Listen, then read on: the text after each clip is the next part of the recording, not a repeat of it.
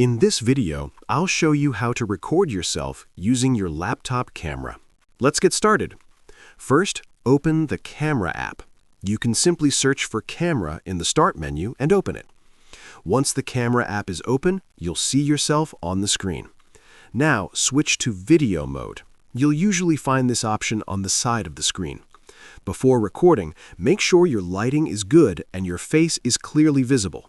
Also, check your background and adjust your position if needed. When you're ready, click on the Record button to start recording. Speak clearly and look at the camera while recording.